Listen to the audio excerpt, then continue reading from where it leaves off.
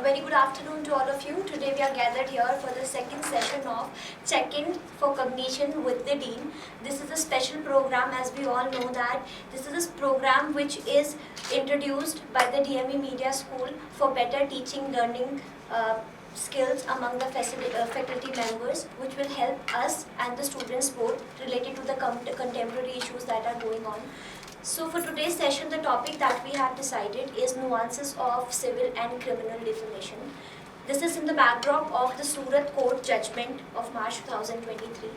I will give you a brief introduction about the topic. This topic relates to the Congress leader Rahul Gandhi's statement that he gave during the 2019 election campaign in Karnataka, where he said one of the statements that was, why the surname of all the thieves is Modi. This is the statement that he gave during the election campaign, after which one of the MLAs of Gujarat, he filed a defamation case against Rahul Gandhi, in which he said that Rahul Gandhi by this statement have insulted all the people of the Modi community, or the people that use Modi as their surname. So this was the case filed against Rahul Gandhi. So in today's session we'll be talking and discussing about the defamation, how the types of defamation, how this particular law is being used or abused. We'll also talk about the context of defamation with respect to freedom of speech, how this is treated as one of the reasonable restrictions of the freedom of speech. So this is the session that we are going to be doing today in detail with Dean sir. So I welcome Professor Dr. Amrish Saxena, Dean DME Media School, and Professor Susmita Bala, Head DME Media School, to further take this session forward. Okay, so today we have gathered to discuss defamation. Defamation as a law is very much part of journalism and mass communication studies as well, since we have a paper on press laws. Otherwise also it is considered an important law in India, and it has become to limelight because of the conviction of Rahul Gandhi, which happened in March by a Surat court in a criminal case of defamation. And that is how all newspapers, all news channels have been continuously discussing the provisions related to defamation. Now, if we look at today's scenario, the update is that Rahul Gandhi moved to Surat court for relief against the judgment which was made by the same court, not exactly by the same court. In fact, the punishment was given to Rahul Gandhi by a judicial magistrate in Surat. Judicial magistrate is in a way judge who listens the criminal cases. And the appeal which was made today and which was heard by the court today, that was done by the Sessions Court in Surat. So here, if I can tell you, for better understanding of everybody, if we look at the law, so broadly the cases are divided into two categories. I will not go into further category, there are so many categories, subcategories, but primarily two categories are there, civil and criminal. So a criminal case is heard by a judicial magistrate, whereas the civil cases are heard by the sessions court, right? But the defamation also is divided into two, the criminal defamation and the civil defamation. And in a criminal defamation case, the case starts from the trial court or the lower court, which again, the same difference is there between civil and criminal. And if again in one line I can explain this, in a criminal case, whether defamation or any other kind of criminal case, a crime is always committed against the state. So in a criminal case, the state comes into the picture. State means the government of the day, and government means the machinery of the government, which is the law enforcement machinery, which is police. So that is how police comes into the picture. So if suppose today I feel that somebody's statement has defamed me. I will go to the police and will file an FIR. That will be a case of criminal defamation. If I feel that my reputation has been harmed, but I don't want to file a criminal case, then I will not go to the police. I will file a civil case directly in the court. So what happens in the civil cases as different from the criminal cases? Civil case is between one individual and another individual, or between one group of people or another group of people. State is not into the picture, right? So that is the broad division between civil and criminal defamation. Now, if I feel that my defamation has been done, then I have a choice whether I want to file a civil case or a criminal case. And even before that, I must clarify this. Whenever I feel, this is a very crucial point which must be understood from Rahul's case perspective also, otherwise also. If somebody makes a statement about me and I feel that my loss of reputation has happened, which in legal terms means that my defamation has happened, then I have a choice, either to ignore it or to take cognizance of it. If I decide to ignore and I don't react, I don't approach the court, this means as if my defamation has not happened. Whosoever wants to say anything about me, I just don't care and I don't respond.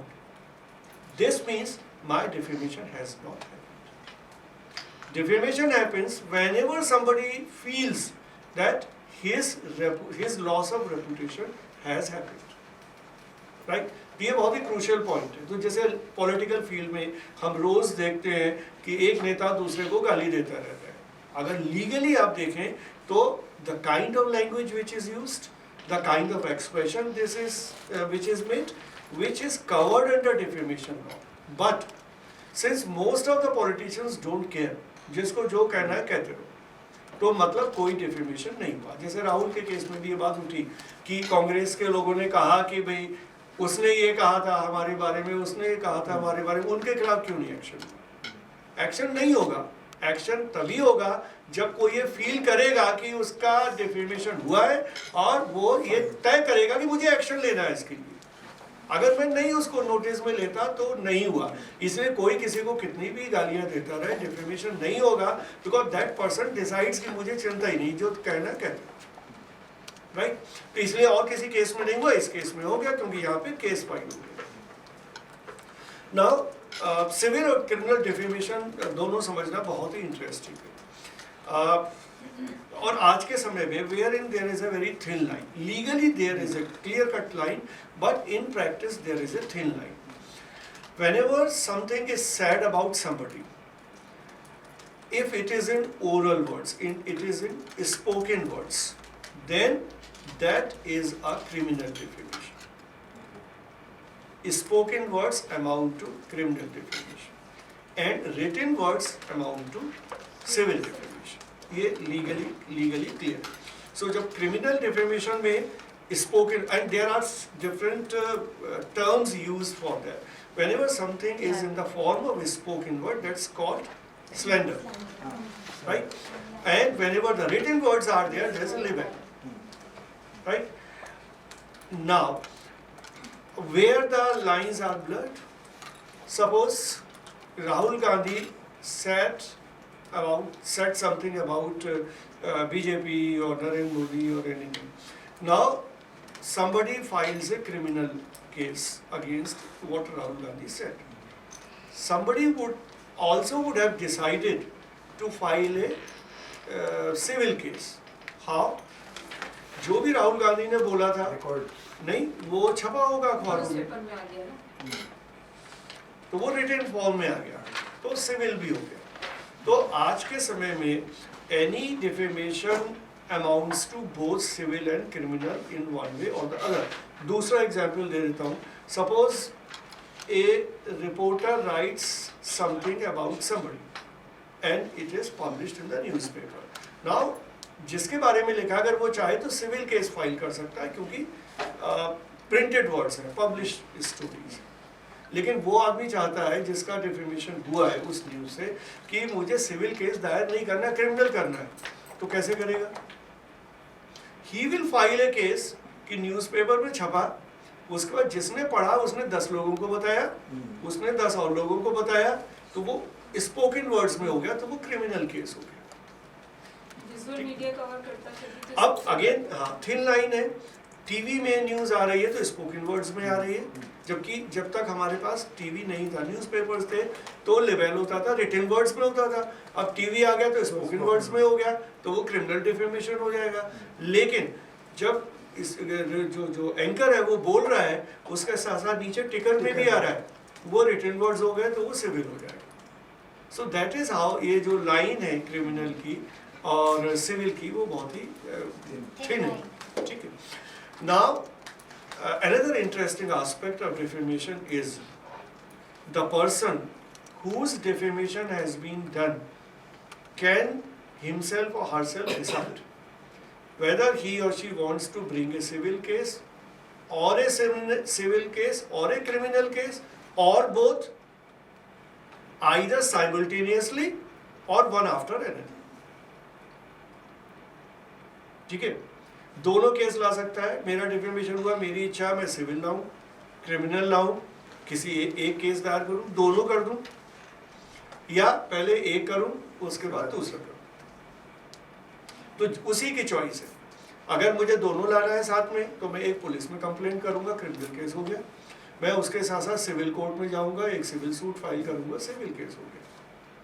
या मैं सोचता हूँ चलो पहले एक कर लेता हूँ, मैंने क्रिमिनल केस फाइल किया, मैं अगर वहाँ से रिलीफ मैं जो चाहता हूँ नहीं मिला, तो मैंने सिविल सूट फाइल कर दिया। बस ये ज़रूर है कि I have to be sure that whichever court I am going, I am able to prove my case with whatever evidences I have. Evidence नहीं है तो मैं कहीं भी फाइल कर दूँ, नहीं होगा, साबित करना पड़ेगा। आपको लगता है आप साबित कर पाएंगे, दोनों फाइल कर। अब अगर मैं डिसाइड करूं मुझे सिविल फाइल करना है या क्रिमिनल फाइल करना है, किस बेसिस पे डिसाइड करूंगा? 1 कि मेरे पास एविडेंसेस क्या है, 2 मैं चाहता क्या हूं। अगर मैं ये चाहता हूं कि जिसने मेरे बारे में गलत बोला उसको जेल भिजवाऊं, बदला लेना है, तो मैं क्रिमिनल केस ही दाखिल करूंगा, सिविल नहीं करूंगा। और अगर मैं ये चाहता हूं कि इसने बोला अब मैं इससे हर्जाना लेता हूं, तो मैं सिविल केस दाखिल करूंगा और डैमेजेस मांगूंगा उससे।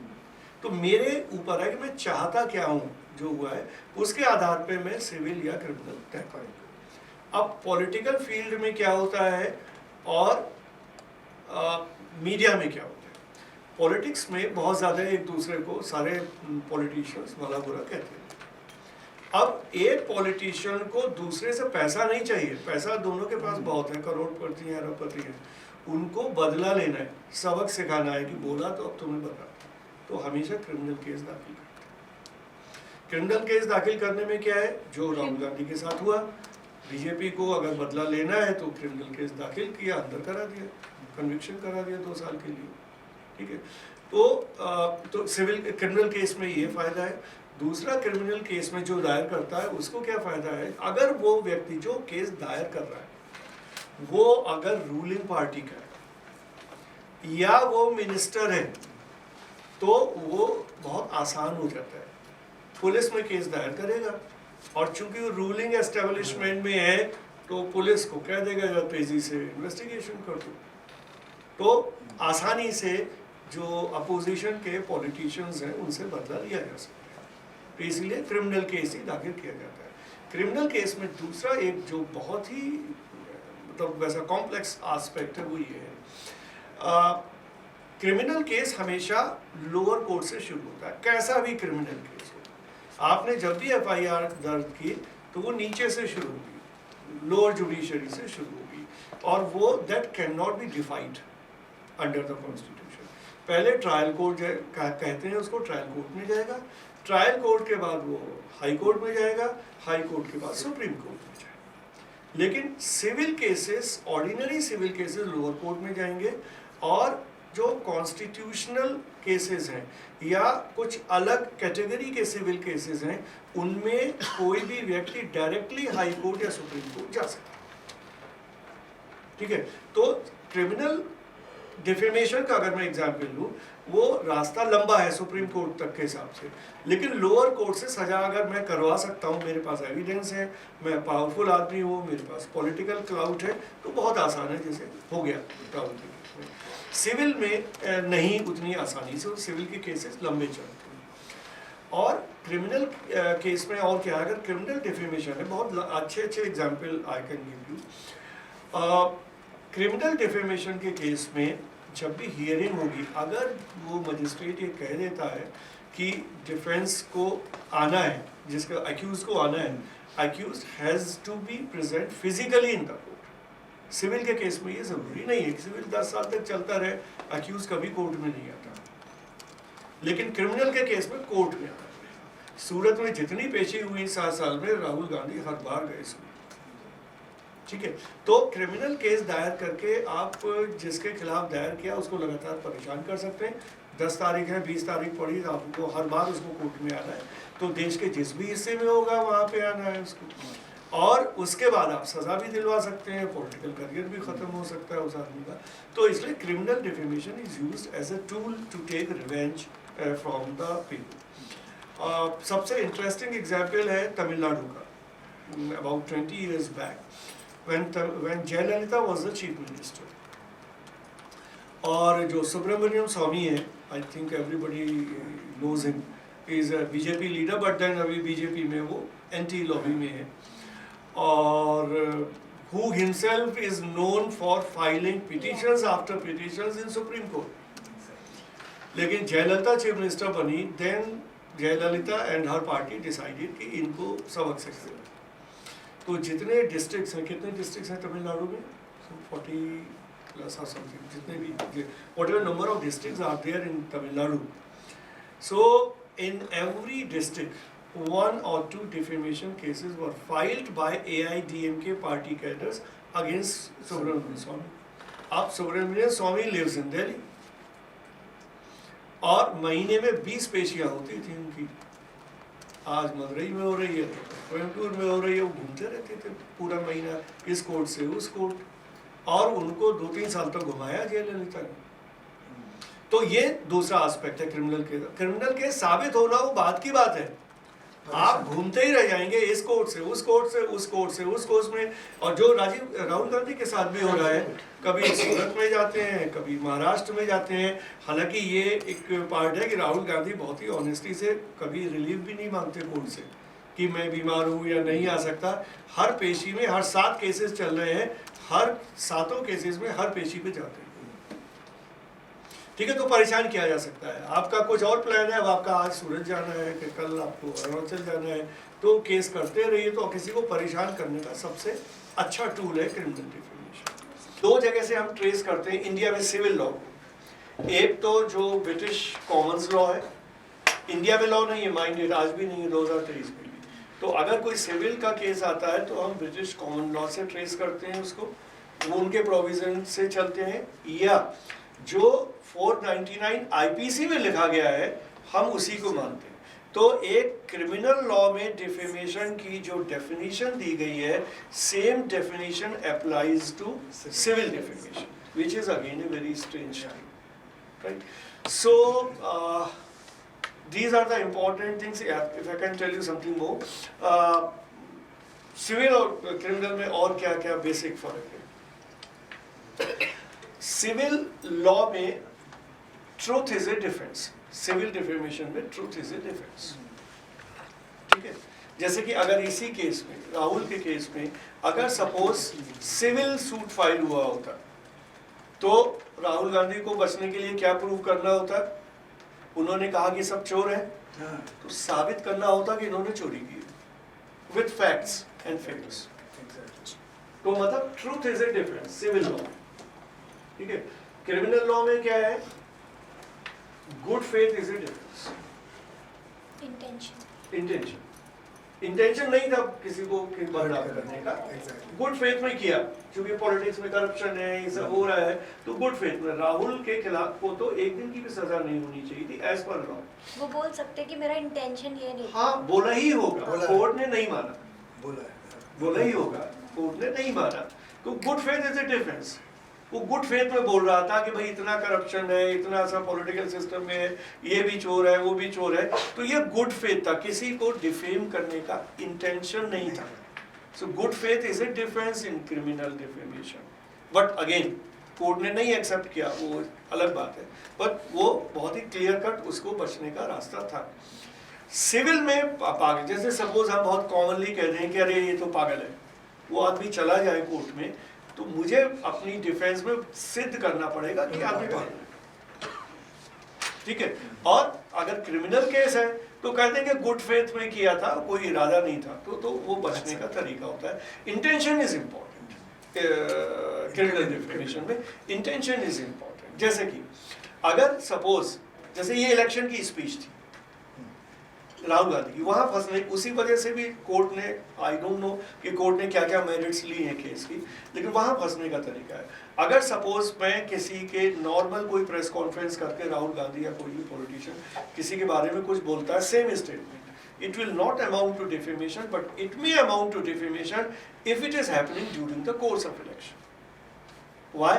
Because I want to reduce the chances of my rival to win the election by defaming that person.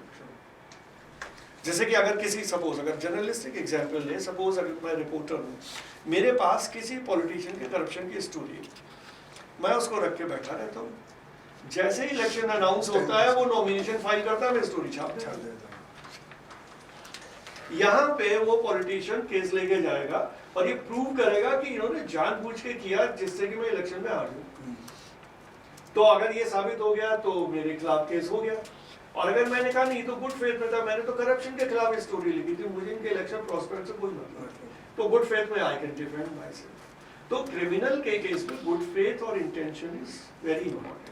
यहाँ पे राहुल गांधी का जो केस है उसमें ही should have been acquitted on the basis of the good faith, there was no intention to defame anybody, and then again he has not named any individual, किसी एक आदमी का नाम तो उसने लिया नहीं है।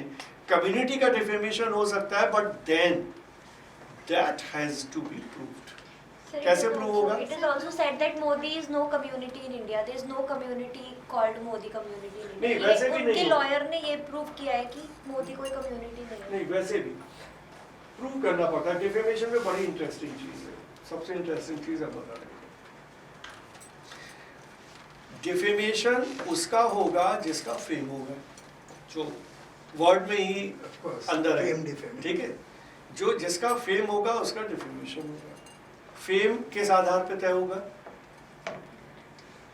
Socio economic profile of that person. इसीलिए रिक्शे वाले का कभी डिफेमेशन नहीं हो सकता, अमीर आदमी का डिफेमेशन हो जाएगा, ठीक है। अगर कोई पुलिस वाला 4 डंडे मारे उसको, रिक्शे वाले को सड़क पे, और गालियां दे, और वो चाहे कि कोर्ट में चला जाए कि मेरा डिफेमेशन हुआ, कोर्ट केस नहीं लेगा। कोर्ट सबसे पहले पूछेगा कि भाई तुम्हारी सोशियो इकोनॉमिक प्रोफाइल क्या है, तो आपकी सोसाइटी में कोई प्रोफाइल नहीं है, आप तो डाउन स्ट्रेटा के हैं, और आप एक पैसा अर्न नहीं करते, आप इनकम टैक्स फाइल नहीं करते, तो केस ही नहीं बनेगा। तो डिफेमेशन का लॉ किसके लिए? अमीर लोगों के लिए। एक अमीर आदमी दूसरे अमीर आदमी से इसको सेटल करता है। This law is not for India, ये तो अंग्रेज लेके आ गए थे। Fortunately unfortunately we have a system जो ब्रिटिशर्स हमको देके चले गए, तो उन्होंने अच्छा काम बहुत सारा किया, आईपीसी को कोडिफाई करके चले गए जो इंडिया में नहीं था। हमारे पास क्रिमिनल लॉ जैसा कुछ था ही नहीं इंडिया में। सिविल लॉ को भी प्रॉपरली सारा करके चले गए, अच्छा काम किया।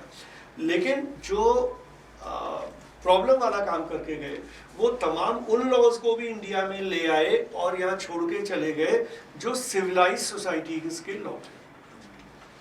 इंडिया जैसी बैकवर्ड सोसाइटी के लिए वो लॉज नहीं थे। इसका मतलब क्या हुआ?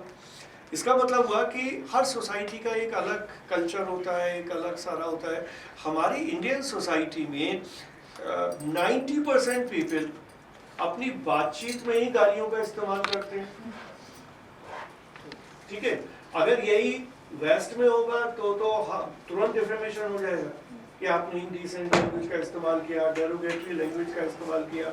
इंडिया में derogatory language is a common thing and acceptable thing, कोई बुरा भी नहीं मानता है। तो defamation law is for a society जहां पर सेंसिटिविटी का लेवल बहुत हाई होता है। आप ऊंची आवाज में बोल गए, मैं बुरा मान जाऊंगा, मैं केस ले आऊंगा आपके खिलाफ। तो ये जो डिफेमेशन लॉ है ये बहुत सिविलाइज सोसाइटी का लॉ और इंडिया जैसी सोसाइटी में लागू कर दिया है जहां कोई आदमी दूसरे की इज्जत ही नहीं करता है, दूसरे की इनकन्वीनियंस के बारे में कोई सोचता ही नहीं है। तो वेस्ट में तो आपको इतने मिलेंगे केसेस, सैकड़ों केसेस, एक एक चीज पे तो लोग केस कर देते हैं। ट्रेन 1 घंटे लेट हुई, केस कर दिया, रेलवे के ऊपर कंपनसेशन मिल जाता है कि हमारा इंटरव्यू छूट गया 1 घंटे लेट, हमारी ट्रेन 2 दिन लेट पहुंचाती है, कोई फर्क नहीं पड़ता। तो हमारी सोसाइटी थोड़ा डिफरेंट तरीके की है। तो इंडिया जैसी सोसाइटी के लिए डिफेमेशन का लॉ है ही नहीं। तो अब लॉ का हो क्या रहा है, डिफेमेशन के जितने भी केसेस हैं क्रिमिनल केसेस में, उसमें ज्यादातर एक पॉलिटिशियन दूसरे से बदला लेता है। एक कोई कॉमन आदमी आपको नहीं लगेगा जो क्रिमिनल केस फाइल करता हो, बिजनेसमैन करेगा, पॉलिटिशियन करेगा, और ईगो की बात है। और जब दूसरा माफ कर लेगा तो छूट जाएंगे। केजरीवाल ने माफी मांग ली तो छूट गया। यही गुड फेथ में राहुल गांधी से भी कहा गया था माफी मांग लो, खत्म हो जाएगा। तो अब ये ऐसा कैसा डिफेमेशन, कैसा लॉ है कि माफी मांगने से खत्म हो जाता है और माफी नहीं मांगो तो 2 साल का कन्विक्शन हो जाता है। तो ये तो बहुत ही अजीब तरह का लॉ है कि मतलब कोई प्रोपोर्शन ही नहीं है। माफी मांग के छूट सकते हैं और नहीं तो 2 साल का आपका कन्विक्शन हो जाएगा, मेंबरशिप भी चली जाएगी, 8 साल का आपका करियर भी खत्म हो जाएगा। सेटिस्फैक्शन सर, हाँ ईगो सेटिस्फैक्शन। हाँ, ईगो से। लेकिन इंडियन सोसाइटी के लिए नहीं है। इंडिया में तो बड़े हिपोक्रेटिक है ना हम सारे लोग, तो ऐसी हिपोक्रेटिक सोसाइटी तो मिसयूज करेगी लॉ को, कोई जेन्युइनली यूज नहीं करेगी। और जहाँ तक सिविल लॉ का सवाल है, इंडिया जैसे देश में जहाँ इतनी पॉवर्टी है, पर कैपिटा इनकम इतनी कम है, ऐसे में अगर सिविल केस भी कोई लाए और कहे कि 10 करोड़ दे दो, मेरा लॉस ऑफ किसके पास 10 करोड़ है जो देगा। और जब आप सिविल केस पे भी केस दायर करेंगे तो सबसे पहले आपको अपनी फाइनेंशियल स्टेटस बताना पड़ेगा, उसके बेसिस पे ही आप मांगेंगे कंपनसेशन।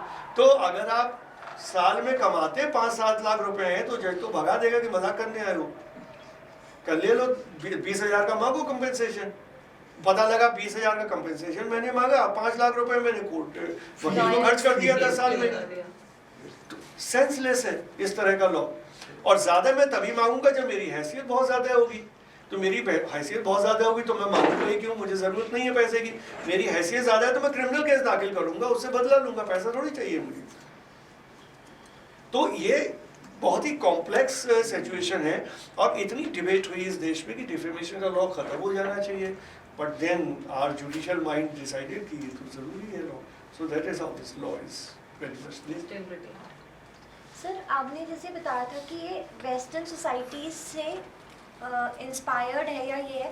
सर मैंने आपका पेपर पढ़ा था तो उसमें एक चीज़ मेंशन थी कि जैसे चाणक्य ने अर्थशास्त्र में भी इसका जिक्र किया है मानहानि का, तो उस समय पर ये क्रिमिनल लिया जाता था, सिविल लिया जाता होगा या फिर किसी एक पर्टिकुलर स्ट्रेट ऑफ सोसाइटी के लिए ही बना गया होगा उस टाइम पर ये लॉ?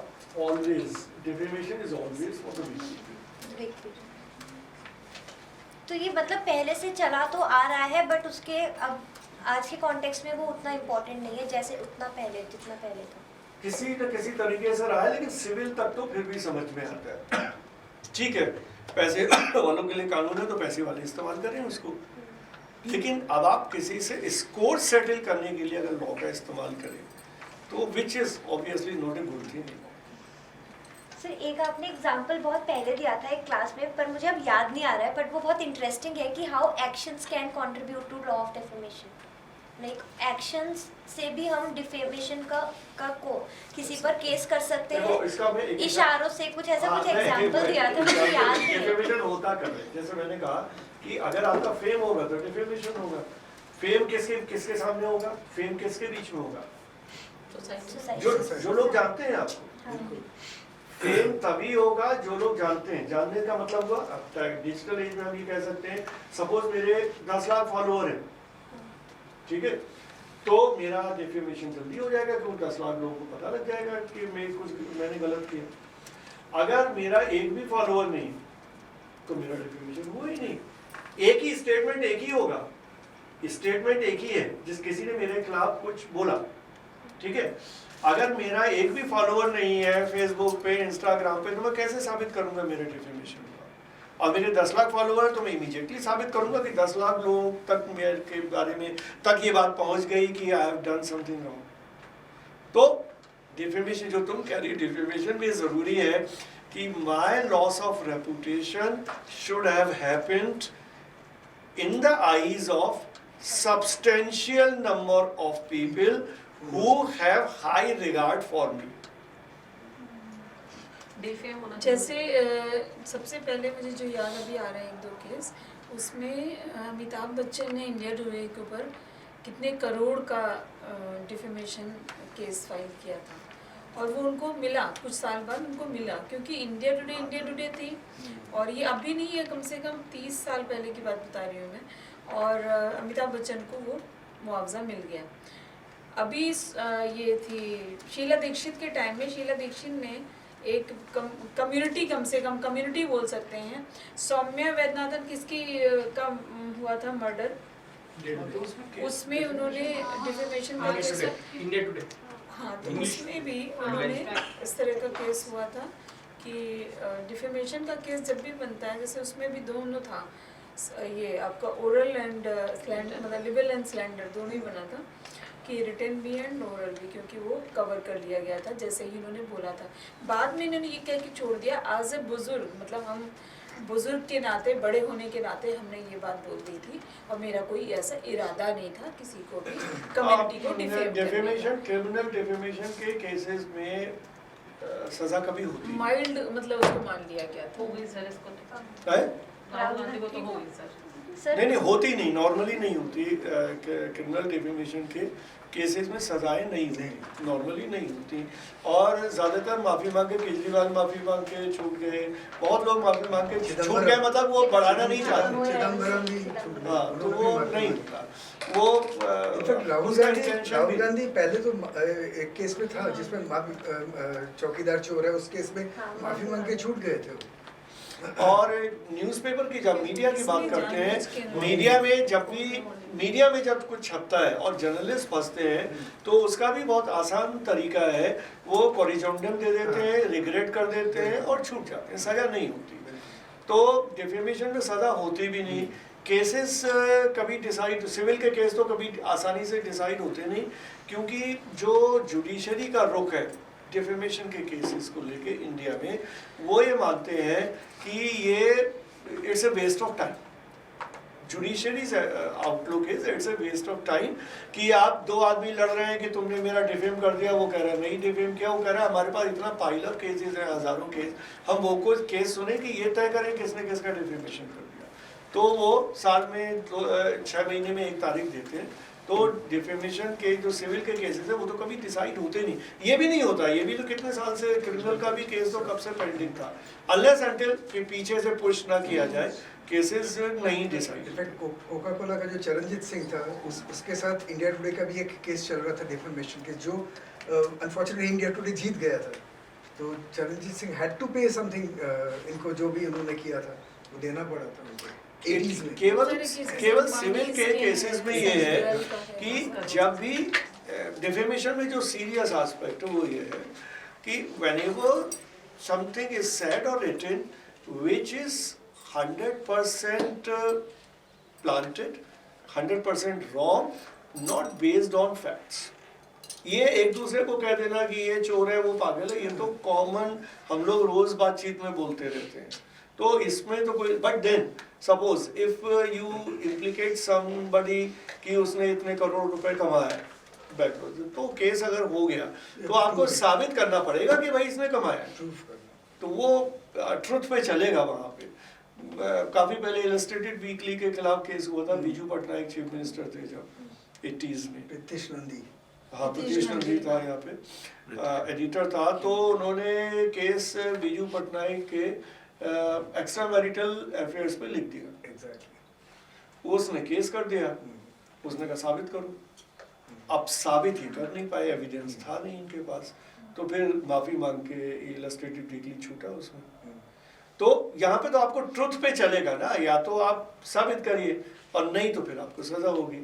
तो इस तरह के केसेस में प्रॉब्लम है जहाँ आप कुछ भी आरोप लगा दें विच इज कम्प्लीटली अनसब्सटेंशियल, वहाँ प्रॉब्लम है। अदरवाइज तो defamation law has no meaning in a country like India. Exception strict guideline कुछ नहीं है मतलब? नहीं, गाइडलाइन बना भी देंगे तो आप क्या करेंगे उसमें। अब जैसे राजीव गांधी के बारे में भी आया था केस, फिर वो खत्म हो गया। You can not impute anybody who is a diseased person. तो बोफोर्स को लेके जब राजीव गांधी की डेथ हो चुकी थी, उसके बाद तमाम पॉलिटिकल लीडर्स ने राहुल गांधी के बारे में बोला। Now the point here is when somebody is dead and that person cannot defend himself or herself, if you are making an imputation then you are liable to be punished. फिर बाद में जितने ये सब पॉलिटिकल लीडर्स थे, they तो backed उनके up. Families उस पे हाँ, डेफिनेटली का उनके केस इनके कर फैमिली सकते हैं। Members they can do it. लेकिन सर अभी फराज जो एक फिल्म आई है उसमें जो होली बेकरी करके जो बांग्लादेश में अटैक हुआ था, उसमें जो दो लड़कियां एक मरी थी, उसमें एक इंडियन थी और एक कोई कबीर करके कबीर करके। तो जब ये फिल्म हंसल मेहता जब ये बना रहे थे तो उन्होंने इसके ऊपर केस फाइल किया, इवन इंडिया में भी और बांग्लादेश में भी, कि जिस लाइट में उनकी डॉटर्स को दिखाया जा रहा है ये एक तरीके से उनका लॉस ऑफ रेपुटेशन है, और उसमें उन्होंने उनकी डिफेमेशन की बात करी है। लेकिन आई थिंक कोर्ट ने उस मामले में कुछ नहीं किया होगा, कुछ नहीं किया और ये कहा कि ये डेफेमेशन नहीं है। नहीं है, और नहीं है। वो मतलब क्योंकि वो अब जा चुकी हैं तो इन अ वे उनकी जो फेम था या जो था उनके साथ चला गया। अब ये शायद बांग्लादेश के कोर्ट ने कहा है, इंडिया के कोर्ट ने नहीं कहा। ये तो नहीं, ये बिल्कुल अलग बात है। देखो फिल्म के केस में एक और केस भी है इस तरह का। Whenever a filmmaker is making a film based on some incident or based on somebody's life, that cannot be covered under defamation because उसने वो नाम यूज नहीं किए होंगे। हाँ, थोड़े से और वो एग्जैक्ट वो तो एक तरह से that is a situation which is translated into a fiction story. तो वो एग्जैक्टली उस आदमी का रेफरेंस नहीं है, उसका नाम नहीं है, तो इसलिए उसका डिफेमेशन नहीं तो फिर तो कोई फिल्म बना ही नहीं पाएगा। इतने ट्रू इंसिडेंट पे फिल्म बना है, ट्रू स्टोरीज। तो वो आर्टिस्टिक फ्रीडम में आ जाता है, that's not covered under defamation. इसलिए वो स्टार्टिंग में डिस्क्लेमर तभी दिया जाता है। नहीं, what I'm trying to say is अभी जैसे आप देखेंगे टेलीविजन में जो न्यूज में आ रहा है कि राहुल गांधी के अगेंस्ट में जो ये है ये प्लान है, राइट? अब जो डिफेंस में बोल रहा है ये प्लान कैसे होता है, ये तो 7 साल पहले का है। दैट मीन्स ये अगर प्लान किया है तो कितना कैलकुलेटेड प्लान। कैलकुलेटेड हो गया ना इलेक्शन सर अभी जैसे ये केस जो राहुल गांधी के ऊपर हुआ कि 2 साल का सजा हो गया, इलेक्शन नहीं लड़ सकता, 2024 गया उसके लिए, ऑल दिस थिंग्स, राइट? तो वन ग्रुप इज सेइंग कि ये जो फाइल हुआ, ये जो केस बना है, ये प्लान है, ये प्लान तरीके से किया गया। But that's what I am saying, क्योंकि ये जो है ये 7 साल पहले का केस है जब हुआ है, तो इसको कैसे मतलब ये इशू नहीं है कि प्लान हुआ कि नहीं हुआ, टाइम ये नहीं, वो भी इम्पोर्टेंट यहाँ पे ये है कि जब ये लॉ आया, रिप्रेजेंटेशन ऑफ पीपल्स एक्ट की बात कर रहा हूँ, कि जिसको भी किसी क्रिमिनल केस में 2 साल या उससे ज़्यादा की सज़ा हो जाती है, that person is restricted to contest any election for 6 years। ये लॉ आ गया है, ठीक है, and it's covered under representation of people's act. जब ये लॉ बना उस समय उसके पीछे की स्पिरिट ये थी कि क्रिमिनल एक्ट्स को रोका जाए और जो क्रिमिनल बैकग्राउंड के पॉलिटिशियंस हैं उनको पॉलिटिक्स से बाहर कर दिया जाए। तो इसका शिकार लालू भी हुए, लालू की पॉलिटिक्स खत्म हो गई। इसका शिकार जयललिता भी हुई, जयललिता की पॉलिटिक्स ही नहीं खत्म हुई, वो चली ही गई। तो इस तरह के बहुत पॉलिटिशियंस को सजाएं मिली। लेकिन जब 2 साल या उससे ज़्यादा क्रिमिनल केस में पनिशमेंट की बात थी, वो एक्चुअली रियल क्रिमिनल केसेस की बात थी एग्जैक्टली कि आपने किसी का मर्डर कर दिया, जैसे सिद्धू को इतने साल के बाद सजा हुई, किसी का मर्डर कर दिया, किसी आप ऐसे क्रिमिनल एक्ट में आप ड्रग में शामिल हैं, हथियारों की स्मगलिंग में शामिल हैं, या I mean some real criminal act, या आपका मिस अप्रोप्रिएशन ऑफ फंड है कि आपने 200 करोड़ साइफन कर दिया सरकारी खजाने से। क्रिमिनल एक्ट से मतलब ये था स्पीच को लेके किसी को क्रिमिनल एक्ट में सजा मिलेगी, ये no lawmaker would have thought. क्यों? क्योंकि स्पीच ही डेमोक्रेसी का एसेंस है, फ्रीडम ऑफ स्पीच। स्पीच को लेके किसी को सजा मिले और उसका करियर खत्म हो जाए, ये किसी लॉ मेकर ने नहीं सोचा होगा, because this has happened for the first time in India कि क्रिमिनल डिफेमेशन में इस तरह से सजा मिली। तो क्रिमिनल डिफेमेशन वाला एंगल नहीं था जब लॉ वालों ने जिस लॉ बनाया होगा, ये पहली बार हुआ है। So with this we come to the end of the session, the second session that we had for CCD, which was on nuances of defamation, and I hope we all learnt a lot from him, things which were not just legally but not just the legal aspect but also the practical aspects of this law, and I hope this learning will help us and the students further.